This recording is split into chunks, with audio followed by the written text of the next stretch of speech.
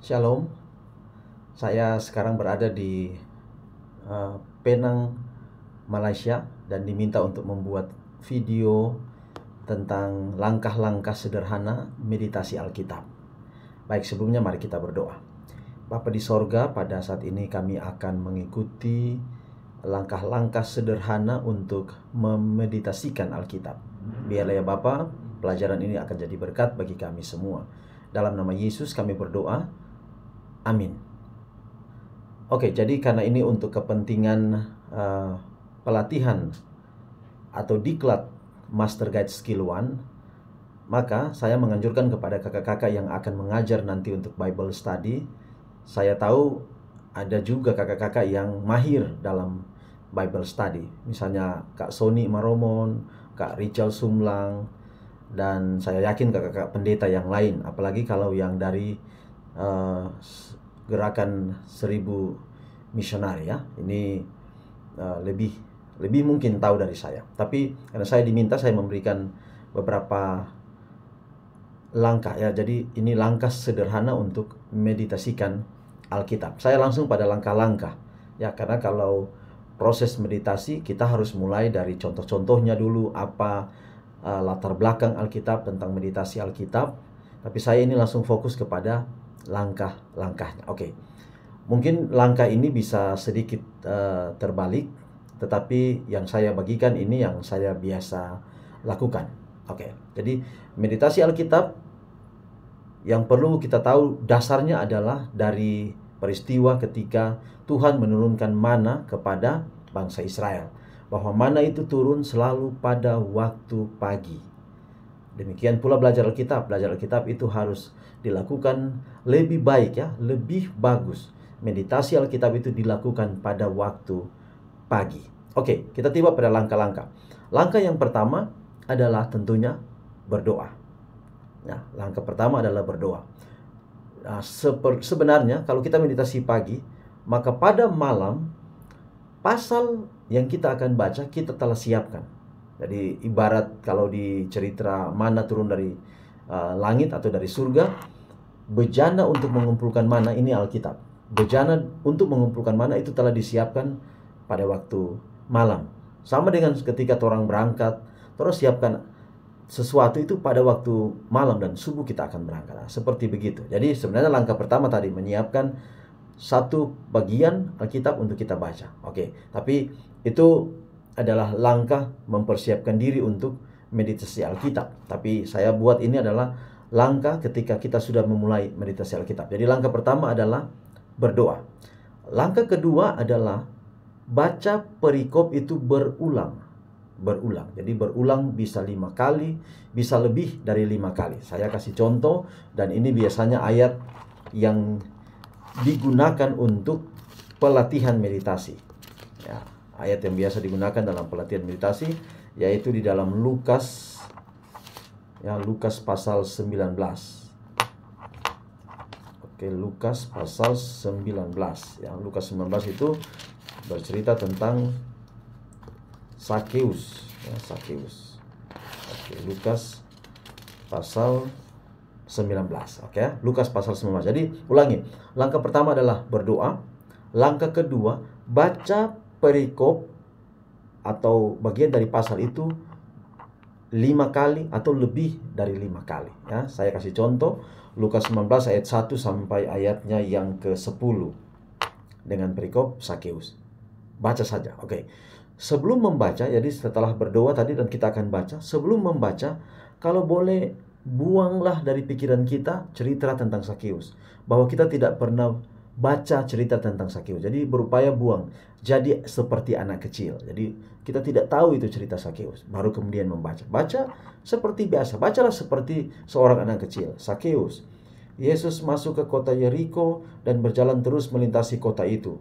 Di situ ada seorang bernama Sakeus, kepala pemungut cukai, dan ia seorang yang kaya. Ia berusaha untuk melihat orang apakah Yesus itu, tetapi ia tidak berhasil karena orang banyak. Baca lebih dari 5 kali. Baca. Jadi sebaiknya baca itu kita bukan dalam hati, tapi baca kedengaran. Karena kalau kita baca kedengaran, yang keluar, sound yang keluar dari mulut kita ini masuk juga ke telinga kita. Itu jadi lebih bagus ya, lebih bagus. Oke, langkah pertama adalah berdoa, membuang dari pikiran kita cerita tentang pasal itu. Langkah kedua adalah baca berulang, membaca berulang, baca berulang ya, baca berulang. Oke, mungkin 5 kali, 10 kali, walaupun waktu kita tidak akan cukup memang di pagi hari, karena langkah-langkah ini akan dibuat kita memang betul-betul akan masuk ke dalam cerita. Langkah ketiga adalah beri tanda dengan cara underline atau garis bawahi kata-kata yang penting. Nah, langkah pertama berdoa, langkah kedua adalah baca berulang, langkah ketiga tandai kata-kata yang penting. Ya, kata-kata penting itu apa? Nah, kata-kata penting itu dengan rumus 5W 1H. Ya, 5W 1H itu dalam bahasa Inggris. What, where, when, ulangi. What, when, where, who. Ya, who. Kemudian H. Yang terakhir how. Oke, jadi lihatlah kata-kata dengan 5 pertanyaan itu. Jadi ada what, ada when, ada where, ada who, ada how. Contoh ya, siapa kalau contoh, who itu siapa? Nah, Yesus. Oke, jadi waktu baca, setelah tadi baca 10 kali, baca berikutnya untuk menandai setiap kata-kata yang penting yang kita ketahui dari tadi. 4W 1H ya, 4W 1H. What, when, where, who, how.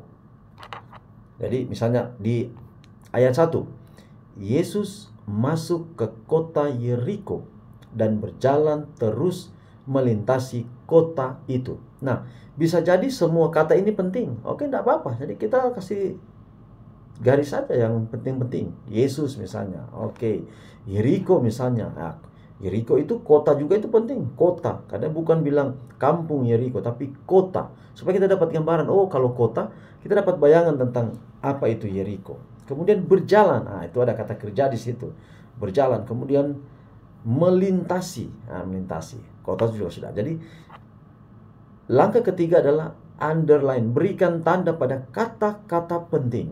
Jadi tandai setiap kata-kata. Semua kata-kata. Sampai pada ayatnya yang ke-10. Itu langkah ketiga. Langkah pertama berdoa. Kosongkan pikiran kita. Langkah kedua baca berulang. 5 kali, 6 kali, sampai 10 kali. Lebih juga tidak apa-apa. Langkah yang ketiga adalah beri tanda, underline ya, setiap kata yang penting. Lalu sekarang langkah yang keempat. Langkah yang keempat ini perlu dibuat, jangan dilewati. Langkah keempat adalah pisahkan kata-kata yang penting tadi ke buku catatan. Oke, sekarang kita sudah butuh buku catatan, berarti dengan pena kita pindahkan semua. Misalnya Yesus, taruh Yesus. Kemudian kota, taruh kota, Yeriko taruh. Jadi pindahkan. Langkah pertama berdoa, langkah kedua baca berulang, langkah ketiga beri tanda di Alkitab, langkah keempat adalah pindahkan kata-kata yang diberi tanda itu ke buku catatan meditasi Alkitab. Oke, langkah keempat. Langkah kelima. Langkah kelima ini kita sudah mulai masuk pada bagian yang namanya meditasi ya. Jadi meditasi itu atau merenung. Jadi pada langkah pertama adalah apa sebut kakak? Oke, langkah pertama berdoa, langkah kedua baca berulang, langkah ketiga underline, beri tanda pada kata-kata yang penting, langkah keempat adalah pindahkan kata-kata itu ke buku catatan, lalu langkah kelima buat pertanyaan dengan rumus 4W 1H sama kepada setiap kata. Jadi kata yang sudah dipindahkan tadi, sekarang kita buat pertanyaan kepada setiap kata dengan rumus 4W 1H ya. 4W 1H. Jadi contoh Yesus. Oke, pertanyaan, siapa Yesus? Iya kah? Pertanyaan itu. Kapan Yesus? Ya, kapan berarti kapan Yesus masuk kota Yeriko? Ya, jadi di mana di kota Yeriko dia pergi. Nah, contoh-contoh itu pertanyaan. Jadi buat pertanyaan. Oke, saya ulangi. Langkah pertama berdoa, langkah kedua baca berulang, langkah ketiga tandai kata di Alkitab, langkah keempat kata-kata ini tandai dipindahkan ke buku, langkah kelima gali kata-kata itu. Jadi dengan cara buat pertanyaan. Itu langkah kelima. Langkah keenam adalah jawab pertanyaan. Nah, di langkah kelima dan langkah keenam inilah waktu yang disebut meditasi. Kita betul-betul mau masuk ke dalam cerita. Lalu langkah ketujuh, ini adalah pertanyaan-pertanyaan inti, pertanyaan-pertanyaan aplikasi. Ya, contoh misalnya, apa yang muncul dari sifat Yesus? Apa yang muncul dari sifat Allah dalam cerita ini? Ya, kemudian ya, kalau sifat Allah di sini adalah mengasihi, ya, mengasihi. Lalu kemudian siapa fokus dari kasih Allah itu? Oke, Sakeus. Lalu kemudian coba bawa diri kita ke dalam cerita ini. Taruhlah kita adalah Sakeus. Apa yang kita rasakan? Nah, itu sudah bagian yang ketujuh, itu membuat pertanyaan-pertanyaan aplikasi. Saya ulang ya, 7 langkah meditasi Alkitab. Pertama, berdoa, kosongkan pikiran. Kedua, baca berulang. Ketiga, tandai kata-kata underline di Alkitab. Yang keempat, pindahkan kata-kata ini ke buku catatan. Yang kelima, buat pertanyaan kepada kata-kata itu dengan rumus 4W1H. Lalu yang keenam adalah jawab pertanyaan. Dan ketujuh adalah aplikasi. Oke, mungkin itu yang dapat saya bagikan. Tuhan kiranya memberkati. Teman-teman yang mengajar saya yakin bisa, ya. Jadi bisa kembangkan dari apa yang saya katakan ini. Dan kalau di kelas pelatihan Master Guide Skill One nanti, itu bisa diulang-ulang. Ya, pengalaman saya ketika mengajar kelas itu, saya sangat terasa terberkati. Diri saya bahkan lebih dalam menggali cerita ini. Dan saya yakin juga adik-adik yang mengikuti nanti mereka akan dilatih untuk meditasi Alkitab. Demikian saya tutup dalam doa. Tuhan, terima kasih untuk langkah-langkah sederhana. 7 langkah sederhana memeditasikan Alkitab. Dan ini semua pelajaran yang sulit bagi kaum teologi belajar di sekolah. Dan secara sederhana pada saat ini hamba telah bagikan kepada kakak-kakak Master Guide dan kepada adik-adik yang nanti belajar. Berkati kiranya jadi berkat dalam kehidupan kami. Terpuji nama Tuhan, dalam nama Yesus Kristus kami persembahkan doa ini. Amin. Oke, demikian. Shalom. Salam dari Penang, Malaysia, di mana video ini dibuat. Tuhan berkati. Selamat malam.